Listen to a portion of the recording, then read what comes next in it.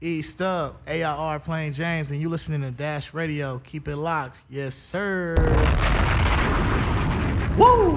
All right, everybody. This is My Wand here at Dash Radio on the Hollywood Walk of Fame. Yeah. Man, I'm with the son of Manchester, one of LA's finest. This man's been bubbling for years in the city, and now it's his time. Airplane James, how you doing? Man, I'm doing good, man. I like that little intro, bro. Yeah, man. Son of Manchester. I might have to use that. I might have to give you some pub on something. Yeah, there we go. So, nah, man, just give me a plaque. I don't need no pubs, easy man. Call. Just put my name on that list. So the plaques they on the way. Let's believe that. Absolutely, man. We got a lot to get into, bro. Yes, sir. So I'm going to tell everybody how I got introduced to this young man. I say young man. We're like the same age. We're both young men. But, you know, they reached out and were like, yo, you want to do Airplane James interview that week I was booked. But then you came through to do content at the office. Mm-hmm. Came through with that Detroit Dust guy. He was showing you how to, like, take people down. And that shit is serious, for real. It is, right? That shit. He had my arm hurting for a week. Right, bro. When he hit my throat, it was like a week or two, it felt sore. Like, I low-key wanted to fade, but I'm like... He trained, dog. I might have to pop you. Like. Nah, you know what he always says is, he says he doesn't carry around a gun because if you have a gun, we have a gun. That's the hardest shit I've ever heard. Can't fuck with no nigga like that.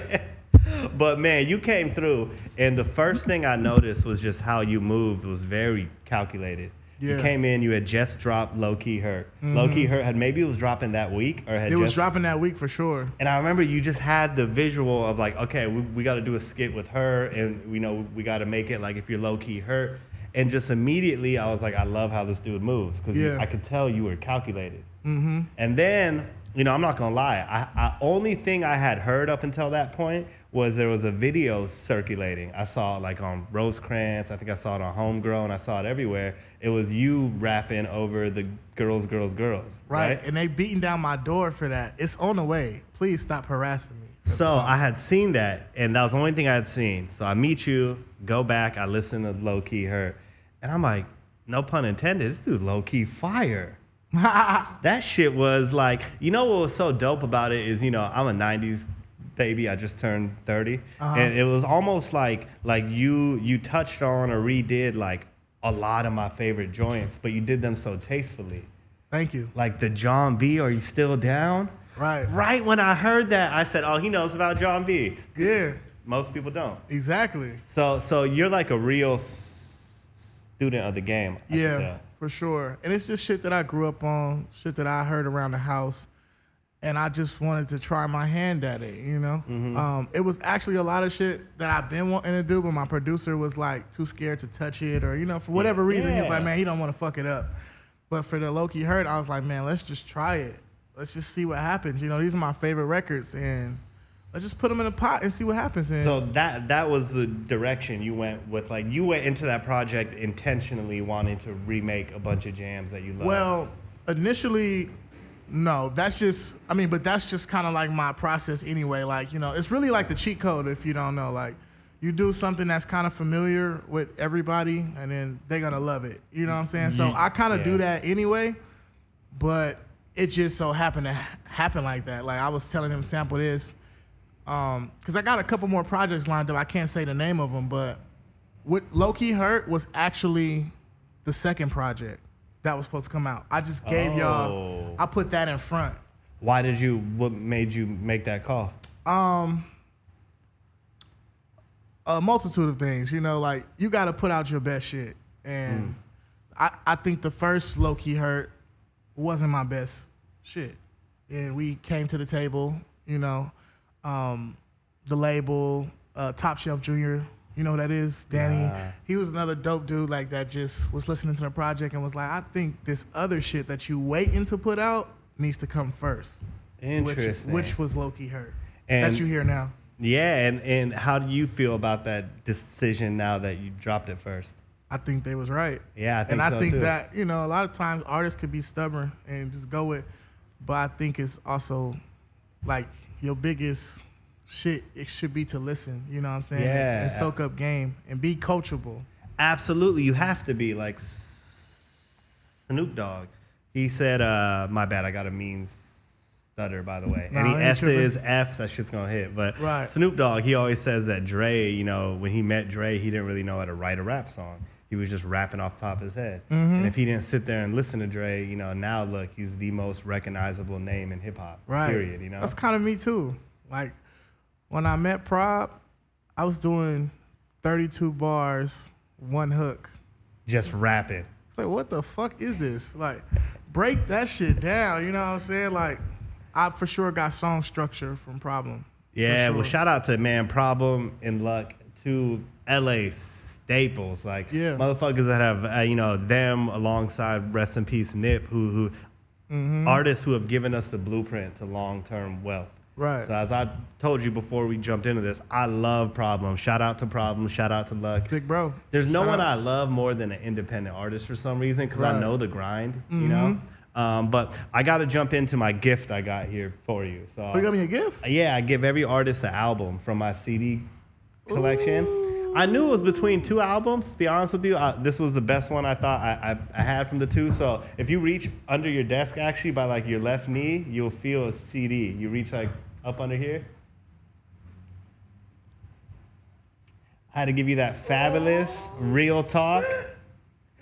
I don't know if you fuck with Fabulous or not. I went off a limb. F-A-B-O-L-O-U-S. So what you mean? Oh, like... It's a real thing. This is what I used to love about CDs, bro. This shit right here. I would be like, going through this, going through the credits. Who wrote everything? Who produced everything? Yeah. So the thing about that project, the reason I wanted to give you... Which one did this have this on? That Breathe, and into the two into the three. Yeah. So the thing about Fabulous and the thing about you that I really like is there's two things. One, you're a spitter. Like, you really rap. Like, you really can bar for bar. Don't get this singing shit fucked up now.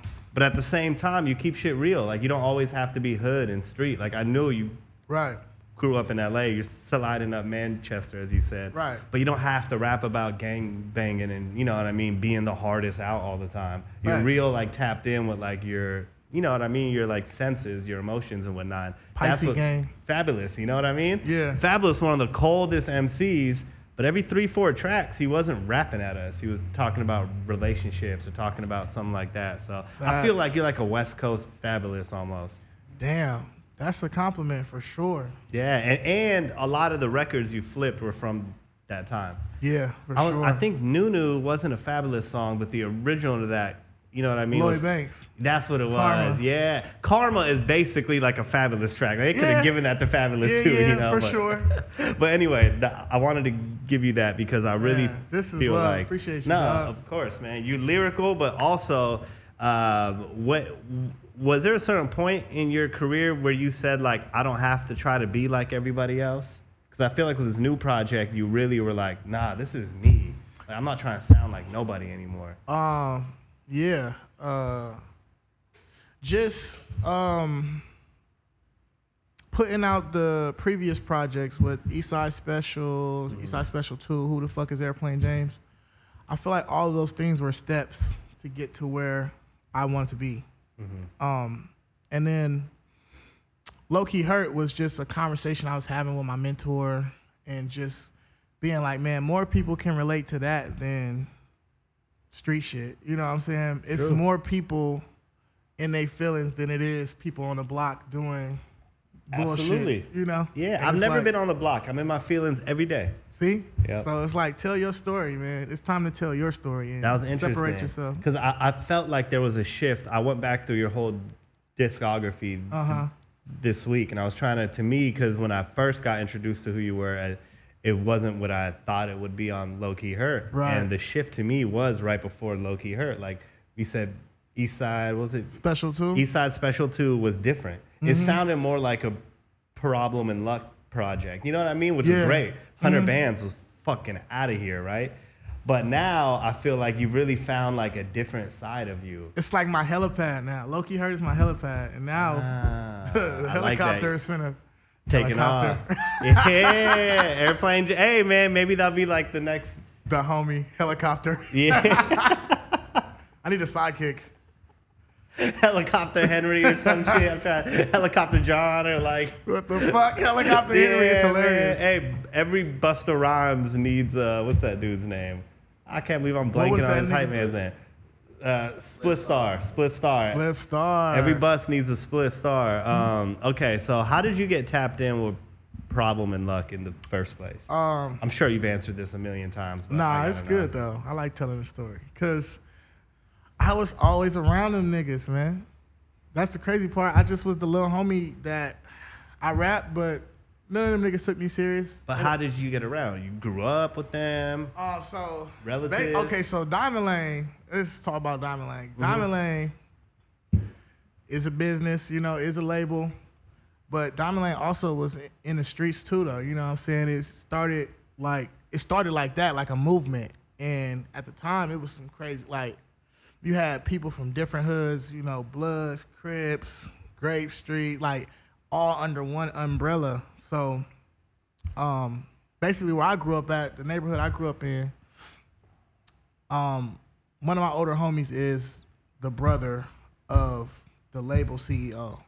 Okay. So, little events and shit, I'm there. But like they not paying attention to me. Like, you know what I'm saying? But I'm there through him, you know?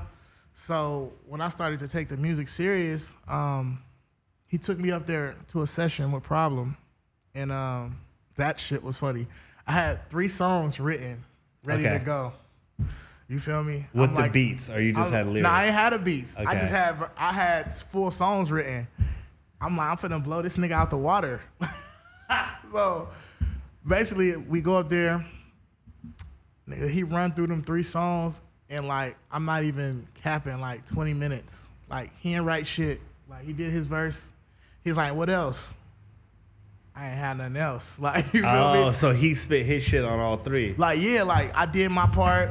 And he like, okay, this is what we doing? Like, it was different. Like, it's like when you watching some fucking basketball player on TV and you see him in person. Exactly. It's like, okay, this shit is different, you know? So, basically, I left that studio session. I was too shy or whatever the case was to ask for his number. He didn't get his number. And the older homie took me like, man, well, that was your opportunity. Shit, I'm not taking you back up there. Damn. But they had somebody else at the time who heard the music we did and was like, who is that kid? I got back into the studio and the rest is magic. Like, wow. Shout out to that. Shout out to the other homie. Yeah, the other homie. Still the homie? Yeah, shit. All right, we'll keep his name off the record then. But shout out to the homie.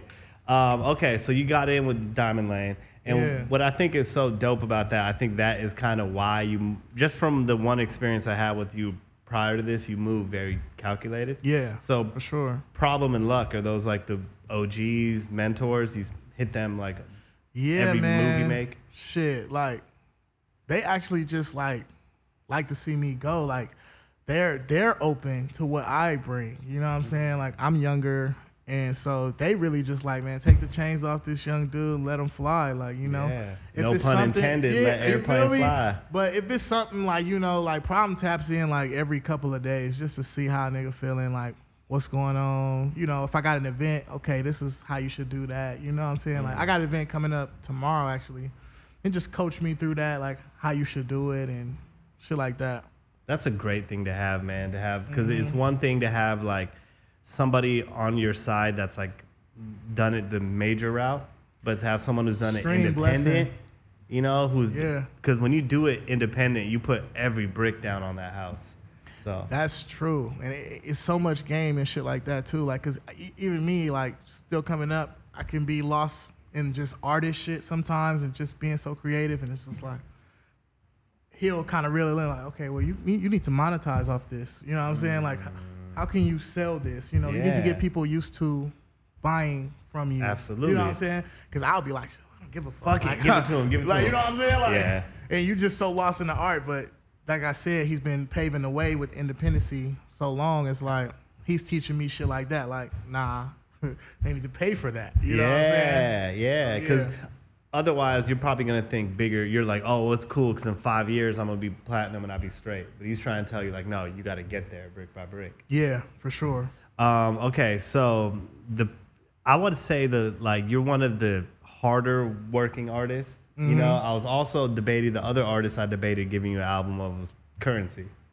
The first thing that went through my head when I heard Lowkey Hurt was LL Cool J. So I'm like, this reminds me of like that LL, the whole 90s flips. Right. But then Currency, when I looked at your track record, because one thing you and Currency got in common is no matter what the fuck is going on in the world, Airplane Jane's gonna drop. Hey. It doesn't matter if it's a pandemic. You don't care if there's a war. Hey. You've consistently given us an album every year, I think. We not playing. Correct. I'm two in this year. Yeah, just this year. And I want to say since 2018, even album, singles, like you stay busy. Got to. That's the only way you're going to stay relevant. Like, it's more of it. That's just the motto. It's just some more of it. And who did you get that from? Or what's the inspiration behind dropping so consistently? Well, I record all day, every day. Okay. Like, that's just, I got my studio in my crib. So you staying busy. I stay busy. And we just love to put the shit out. So, my mentor actually got that hustle from, we hustlers. So we just treat the music game like hustling. Yeah. You feel me?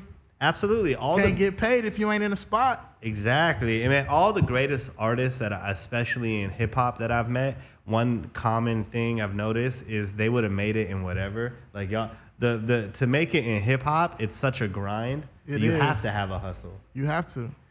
So what is your relationship with Currency? I saw that on Homegrown. I was trying to click through the interview and see what you had said. Man, I don't know, man.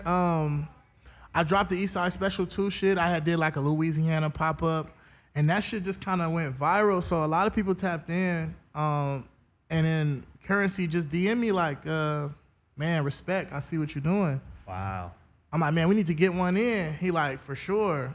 But it never went nowhere after that. So, it will happen. That if motherfucker. You see this Currency, I'm still open. I got shit for you to jump on. And I know you got 9 albums coming out from now till January. So I'm sure you got one we can throw Airplane on. Let me get one of them motherfuckers. You feel me? Currency, that motherfucker does not stop. I was the biggest Currency fan. And Currency, if you do see this, I really hope it doesn't hurt you. But eventually I was like, bro, I can't keep up.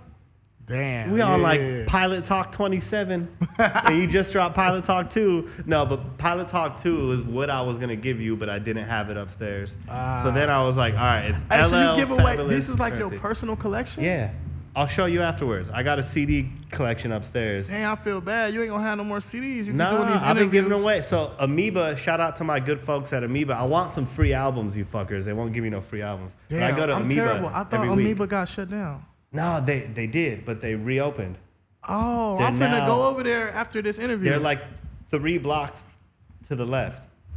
Yeah, I'm finna so go over there. I want go that Outkast. That's one of my favorite albums. Which one? The speaker box of Love Below. Okay, so I didn't know. The way I do this whole thing is I first look up the artist's name and favorite album and favorite artist. But you being a breaking artist, no one had said that yet. Right. So the next cat who interviews you has this now. So Love Box Speaker, Speaker Box Love Below. Yeah. That's your favorite album ever?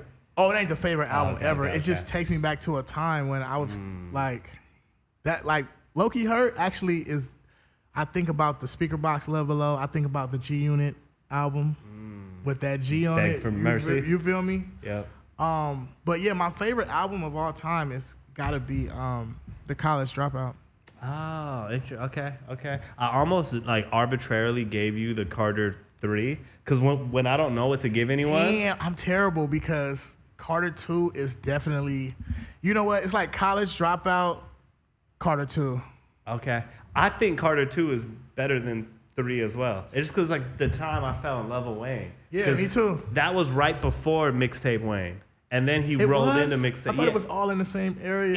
It was like the real Mixtape Wayne, like the Drought 1 through whatever. Was it Dedication 2? Yeah, all those came out in between Carter 2 and 3. Oh, that's where he became a god. But in our Carter eyes. 2, dude. Bro, Receipt, Shooter, Fly In, Fly Out. Come on now. If you pay attention to my catalog, I'm gonna give it up. But it's like I try to like each project from me, you're gonna get like some type of Wayne flip or Wayne, you know what I'm saying? Like interesting. Like if you listen to Eastside Special 2, I did a record called Receipt. Oh shit! I didn't put two and two together. And I say, you know what I'm saying? You know, he say, you got Wayne, I charge you to the, but you know, it's you got Plain, I charge you to the game. Baby, you can keep the change. Yeah, that's one of my favorite albums. So I'm going to actually put Carter 2 in front of College Dropout. Wow. You see, if I would have done my research harder. And I would have been better at my job, that would have been a Carter 2 album, and you would have spazzed the fuck out. I probably would, yeah. But Fabulous, we in the game, no, for sure. No, and I really felt like just stylistically. You have the Carter 2 album? Upstairs? I might. I know I got Carter 3. If we got it upstairs, we'll do a little flip, like an exchange rate. Bro. We'll go check I'm going to have upstairs. to owe you something for that, We'll go check. Sure. Nah, man, nah. But let's talk, man. So, project's out. You dropped a little gem earlier. You already got your next project done. Oh, yeah. And is that girls flip going to be a part of that by chance? For sure. So I could tell you, like, we're going to do a deluxe for Lowkey Hurt for sure. Okay. But then we got another project coming after that. You just staying busy. You're still independent, huh? Yeah. You know, I'm signed to Diamond Lane Music Group, but you know, but we independent. Yeah. Y'all move independent. And is that your goal to remain independent, or are you trying to, you know, eventually go? We open. You know, we open to whatever makes sense. You know what I'm saying? But we rocking with the squad right now and shit. Like I said, if it makes sense, we'll fuck with something. Yeah, and it's been working. You know, you've been out here making buzz. Like I mean, making buzz. I didn't think that made sense, but you've been making noise. I follow your drip. Yeah, I've seen from the time your name came into my email to now, I just see you pop up everywhere. Right. And when was that? That was early April. I must be doing something right. Not April, sorry, March. Late March. That was whenever, literally the week we met when you did the whole Detroit Dust was the first time I had seen your name pop up anywhere. Right. And then I started listening to the music, and then it all kind of came in full circle. Right. So what's next on the horizon? Next single you're gonna drop? Are you doing a video? Yeah, we got some videos. We got some more videos coming off of Lowkey Hurt. A lot of people, it was just dope to see the reception like from Lowkey Hurt. I thought, it's just crazy how it's never the record you think. You know, I picked Noted to be like the standout. It's my more aggressive, but everybody like sliding up Manchester. Yep. It's that John B and Pac, man. You can't lose. I told you it's a secret sauce. You can't lose. Especially I love on the hook. It's just so tasteful because that's such a beautifully done song. Right. And you were like, I'm not gonna fuck it up. I'm gonna compliment it. Right. I'm gonna give it a little 16, a little 32, split it up. You know? You feel me? Yeah, because you left it. You left Pac on there too. Like I love that. You still there? I love that. Yeah. So that's my favorite shit when people can appreciate the record like that. Oh yeah, of course, bro. And when I heard Noted right away, I was like, oh, that's the single. That's like the radio single. That's the one that you can play. But people asking for Nunu, like Just Incredible just asked for the Nunu pack. I'm like, I'm doing something right then. Yeah, absolutely. Making that separation. Absolutely. I would say my favorite is, you mentioned, was Sliding Up Manchester. Right. It's just something that just like, I don't know, it brings me back to that John B. I fucking love John B. I saw John B in the club one night. They were celebrating his birthday, and no one was clapping. Like, you know, when they're like, hey, well, we got John B in here. Nobody. And it was real quiet. Like, it was, people clapped. I'm not trying to disrespect like, John B. Y'all better give it up. I walked up to him and I said, listen, man, I don't want you to ever feel like you're not appreciated. Because I was like, you were the original Drake. I told them you were the first, man. You were like, and he had Babyface behind him. Like, John B was so fucking hard. Man, I played my shit. I played my shit in the Champion store before it came out. And like the dude was like, man, you know, I know John B. I'm like, shit, slide it to him, see if he fuck with it. Get in the video. But Did he ain't get back at me. But he showed me on his Instagram and everything like John B. I'm like, that's hard. Maybe, man, it'll come together. But Airplane James, man, you've been one of the hardest working artists since you came out, and based on that trajectory, I see you really going up. Lord willing. You like one of those stocks that like just got on like Robin Hood, you know what I mean? Like you just got listed, as they say. Right. And I think you're gonna start seeing love from left and right. You better buy in. Hey, y'all better buy in now. Y'all better buy in now. All right, man. To the moon. Lowkey Hurt out now. Deluxe out soon. And we can just anticipate consistency. Yeah. Y'all gonna see a lot of me, man. It's just some more of it. We're not going away.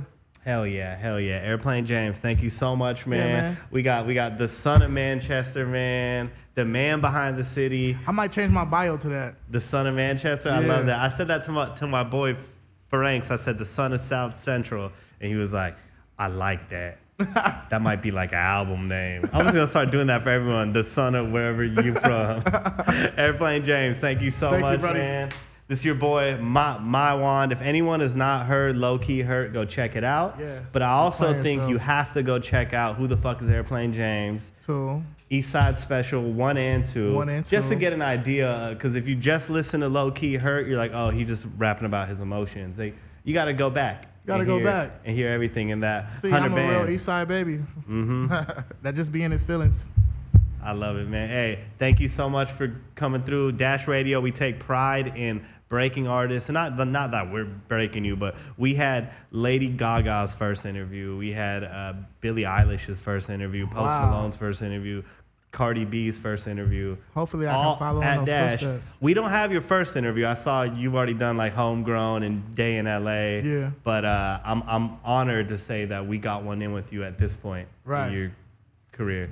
Man, hopefully I can follow in those footsteps when you could be sitting here a couple years from now like, man, we did Airplane James. Oh, yeah. I have one of Airplane James person. They're going to be like, what? Right. Man, I'm going to tell everyone. I told y'all Airplane James is soaring. You feel me? No pun intended. We leaving the runway. So it's either join the plane or be the runway. We taking off regardless, though.